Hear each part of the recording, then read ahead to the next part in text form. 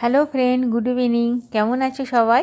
তো আজকে 31 ডিসেম্বর, আর আজকে আমরা চলে এসেছি একটা রেস্টুরেন্টে খাবো বলে। তো এটা পাঞ্জাবি মশালা ধাবা। এই ধাবার রান্না প্রচণ্ড ভালো। আমার তো জানি না কার কেমন লাগে, বাট আমার প্রচণ্ড ভালো লাগে। এটা বিধাননগরে আছে। এটা আমাদের বাড়ি থেকে খুবই সামনে, ওই 10-15 মিনিটের রাস্তা। তো দেখাচ্ছি, দেখো নামটা পাঞ্জাবি মশালা ধাবা এটা। তো আজকে 31 ডিসেম্বর আমাদের কোনো প্রোগ্রাম নেই, বা কালকে 1 জানুয়ারিতে কোনো প্রোগ্রাম নেই, কারণ দুদিন থেকে আমার শরীরটা একটু ভালো যাচ্ছে না। তো ছেলে মেয়ে বললো যে না, আজকে হোটেলে খাবো। তো আমি বললাম ঠিক আছে, তাহলে আজকে হোটেলেই খাওয়া যাক, রাতে ডিনারটা হোটেলেই করবো। আর অলরেডি রাত 9টা বেজে গেছে, প্রচণ্ড ঠান্ডা লাগছে, বেশিক্ষণ বাইরে দাঁড়ানো যাচ্ছে না, তো ভিতরেই ঢুকতে হবে।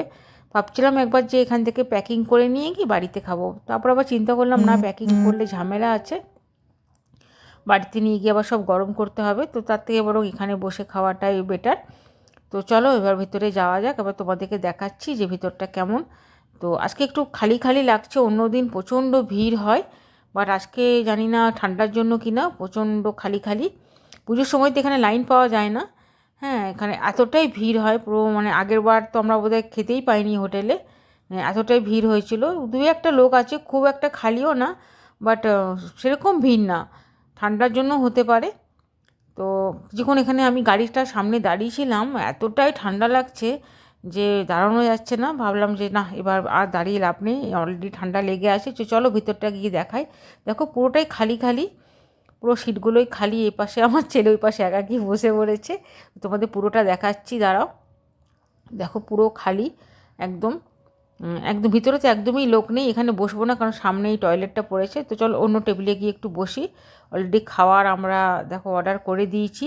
এখানে আমরা নিয়েছি হান্ডি চিকেন, আর বাটার চিকেন মশলা নিয়েছি।